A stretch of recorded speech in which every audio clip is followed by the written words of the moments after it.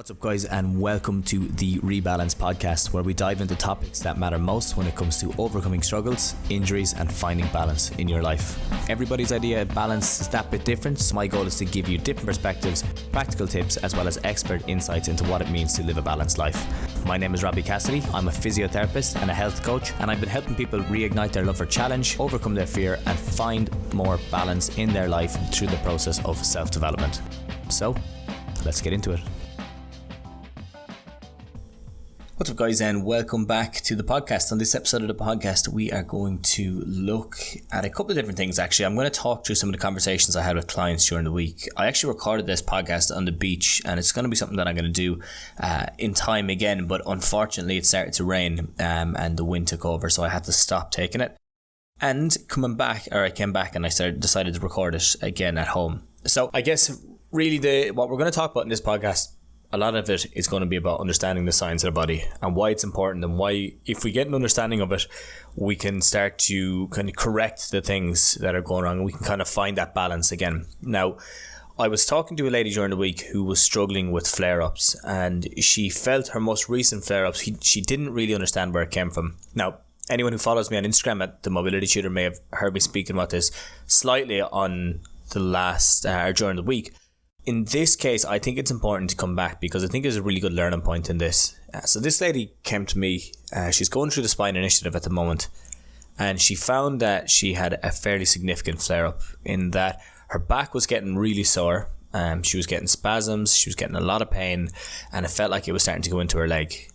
And nothing had changed massively in the physical side of things.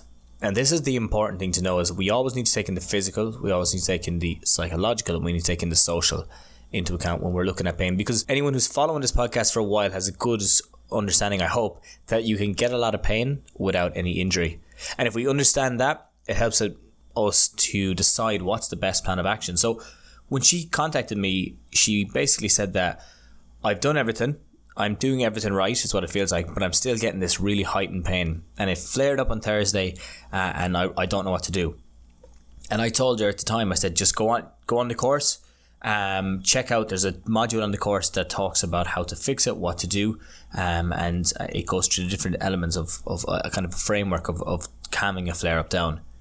Now she went back to the course, she calmed the flare-up down, she did what she had to do for it, and it subsided in around about 48 hours. It's still a little bit there, about 72 hour mark, but the majority of the flare up had calmed down by the 48 hour mark, which is a really good recovery time, because when you're looking at back pain, oftentimes people look for the quick fix, what they can do right now to fix it.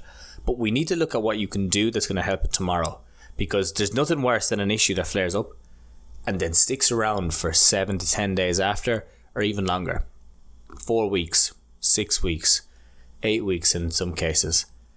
And that's what we're trying to avoid while we're on the mend, while we're healing it, because that will make us feel like we've done nothing right. It'll make us feel like we're back at the start, and then we're going to try something new, and we're going to get caught in that cycle of going round in circles looking for something to change, when really we just needed to stay consistent and stay with the plan.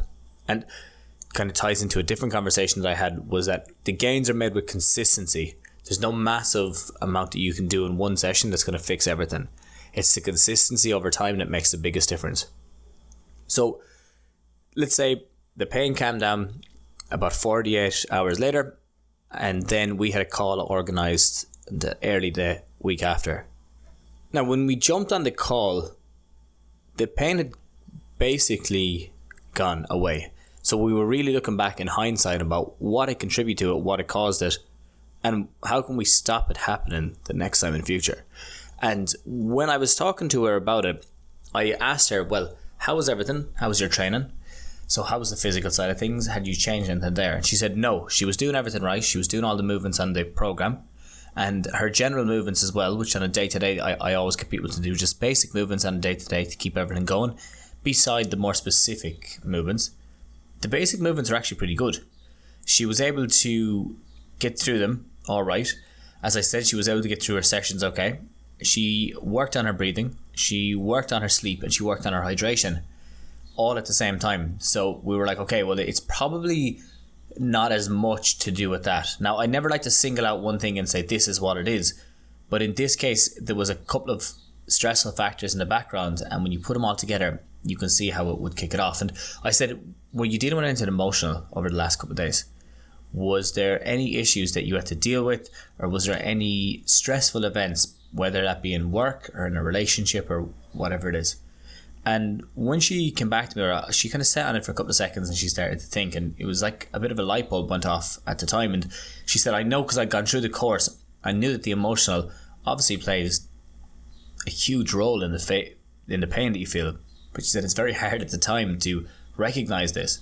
But the week after, so when we were on that call, she looks back at the week before and she was able to say, I've actually been going through a breakup over the last couple of days, and it kind of started on Tuesday and it had heightened completely on Thursday. And Thursday is when she got the pain. Thursday was when the pain was at its worst. She said that I started to cry from the pain. She said that she couldn't sleep at night from the pain. But it was hard to judge. Was it the pain itself causing her to become more emotional, or was it because of the fact that she was dealing with such a significant event in her life at the time that it was causing the pain to increase, and as a result possibly caused her to cry? Now the thing about it, I said to her after, I said, so what did you do when you had all the management things? She said, after I cried, I took painkillers and I tried to get to sleep, and it subsided.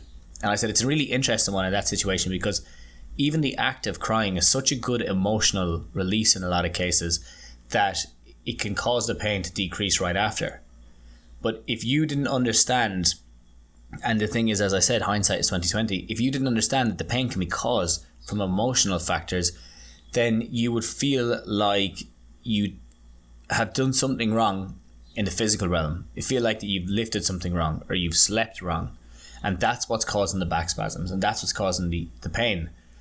But only when we kind of dug into it and we were able to go back and kind of go through the history of it, were we able to find that because of this kind of consistent stressor that had been going on, and it's obviously the breakup had been building up for a couple of weeks before this was kind of the straw that broke the camel's back. She was, her nervous system was on edge, is the easiest way to describe it, and it was heightened to the max, and all it took was a little change for something to flare up. The reason I wanted to talk about this is because it's so common. People don't realize that this happens to us all of the time. It can be little things. It can be anticipation of something, an event happening. It can be that you have let's say a product launch or a presentation in work, or maybe that you are anticipation of a big game. And I put a video up on this on Instagram before about how Roy Keane, before he plays a big game at the weekend, how that would affect him both mentally and physically, and how he would actually start to feel all the old injuries in his body. And this was to do with the issues that he was dealing with. This was to do with the anticipation, the nervousness, and the stress of the event at the weekend. Now, if you don't understand this, that this can cause the pain, what will happen to you is that you will start to fall into old patterns of blaming things around you for the issues that you're dealing with. And you will start to look for short-term fixes for an issue that isn't going to fix in the short term. It's going to take a small bit of time. And that's why I say, when she said that she was able to clear it up in 2 days, that was a huge thing for me, because I was like, that's excellent. Like, I know at the time, when you're in the moment, it feels like I really want this to be gone right now. But a 2-day flare-up is excellent by all accounts, because, as I say, a lot of them last for so much longer, so much longer, and they really affect people's both mental and physical health. And the longer it lasts, the more likely you are to not go back and do anything, because you don't want to go through that same issue again, and that same time frame of being bedridden, or not being able to exercise, or not being able to do things you like.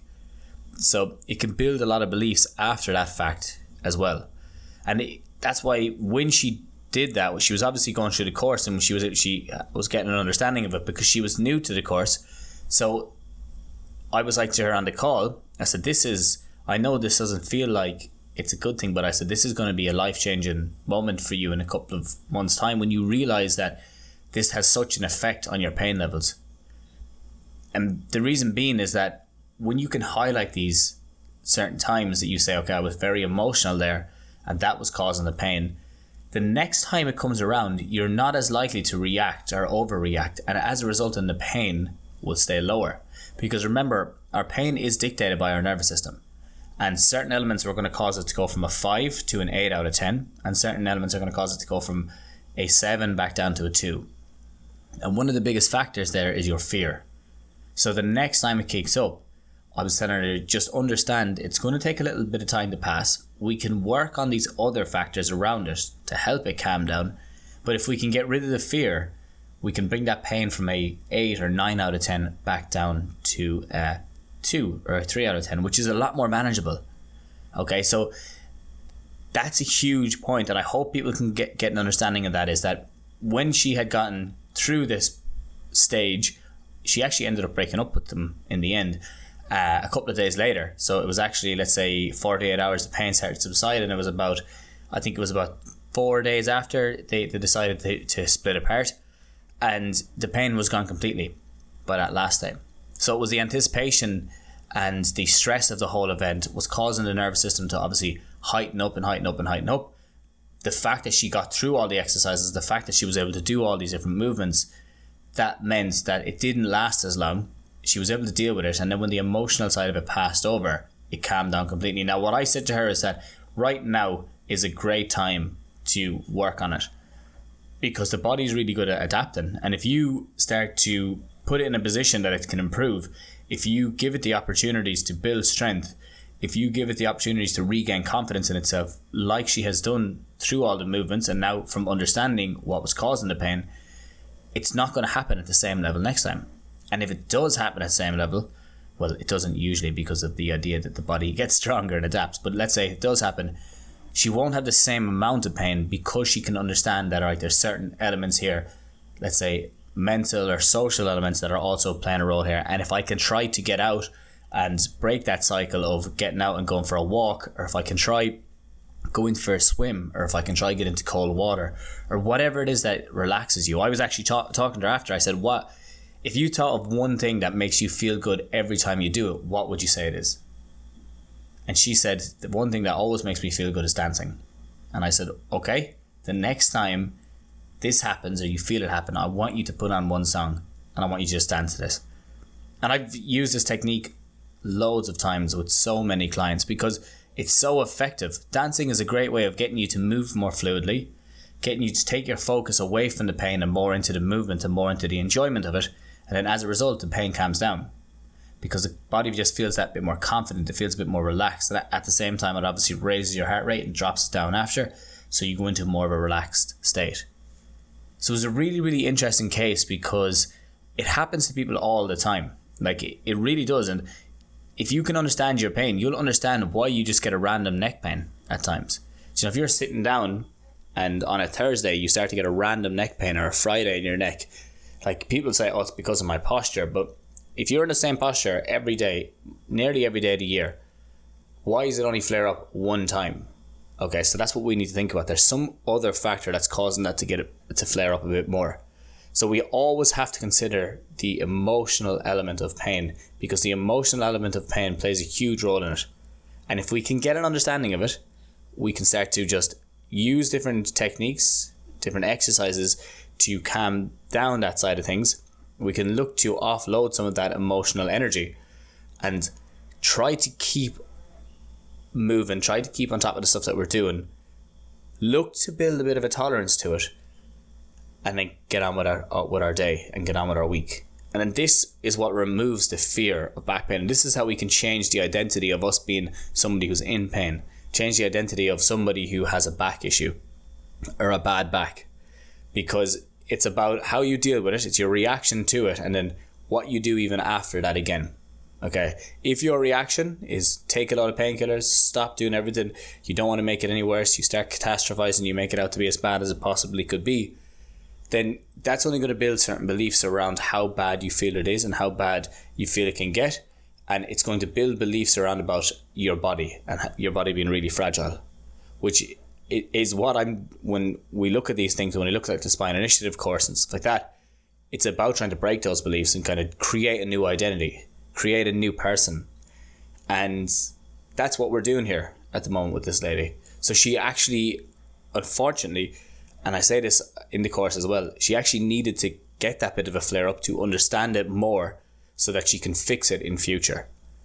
Now she's going to still have ups and downs. I understand that completely, but it's going to be interesting to watch, because in time, if she continues to deal with it the same way as what she did, if she can keep a flare up to 48 hours and still work on it and still improve it and stay on the fitness side of things and stay on the exercise side of things, because that's what we've done. We've kind of laid out more of an exercise plan for her going forward. The flare-ups won't happen at the same level, and as a result, that back pain won't occur as often. And if we can stop the back pain occurring, we can break that belief about her having a bad back, and then in time, it doesn't become an issue. The other side of it is, if we can break the belief, we can get rid of the fear. And the fear plays a huge role, as I was saying earlier on. So we're always trying to break that fear, and we're always trying to work on building confidence in the body so that the nervous system feels confident and the nervous system doesn't feel like it needs to give you pain. Okay, so that's all I wanted to talk about here today. Really short episode. I just wanted to go through a little case study about how the emotional elements of a breakup going on in the background can cause the nervous system to ramp up, get really, really, give you a lot of pain. But then once you deal with all the physical stuff, like your movements, your breathing, all that, once you deal with that, you can calm it down a lot faster. And that's what I have developed in the Spine Initiative method. You can calm it down a lot faster, but then at the same time, it's not going to happen at the same level. Because you build up a tolerance to it. The other side of it is that if you have things that can help you release emotions, whether that be dancing, it could be crying, it could be crying, it could be that you do journaling, it could be that you do meditation, it could be that you get into cold water, a sauna, talk to friends, whatever it is, whatever works for you specifically. If you have those little things, you can manage the pain. But the goal is really, after the pain is managed, after you've taken back that control, you're looking to build a tolerance. And the higher tolerance that you build, the less likely it is that it happens again. And that's why I push exercise. That's why in the Spine Initiative, I get people to try get back into running and running a 5K, because that will help them. It will show them that you're going to have little flare-ups along the way. How you deal with them matters hugely. But then at the end of it, you can look back and say, well, I've run a 5K now. I've built up a good tolerance. I can start to integrate into other things, whether that be going back into the gym, going back hiking. It could be that you join a park run. It could be you look to run a marathon. Okay, so there's so many other aspects that you can go after that fact. But we need to understand, to deal with these things, it's so important. You need to take in the emotional, you need to take in the psychological, you need to take in the physical, and you also need to take in the social. The social is your environment and what's going on around you. So hopefully that helps people. Hopefully it gives you a better understanding of what can contribute to a flare-up and what can contribute to pain. And hopefully if you're going through something at the minute that you're feeling a bit more emotional, you may not know it, that there's a lot of stressors, and that's why you're getting more pain. If you have something to relax and to work off that stress rate and release the emotional side of things, as well as taking care of the physical, you'll find that this won't become an issue long term. If anyone's interested, just check out the Spine Initiative. It's in the description of this podcast. It will help you go through everything. It'll talk through exactly what to do. I'm going to just plug it here first. I'm going to be taking on a cohort of people in January who have been dealing with back pain or dealing with a recurring pain, to get them back into exercise. If that's something you're interested in, just send me an email at info@themobilitytutor.com, or you can contact me on Instagram and just let me know that you'd like to reserve a place there, because I'm only going to be taking on so many people. What we're going to do is we're going to run through the course, and I'm also going to work with you one-to-one while we do it.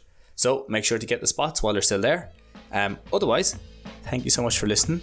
Next time I do this, I'm definitely going to try to do it on the beach when it's not raining. And I will chat to you all again next week. Have a good one.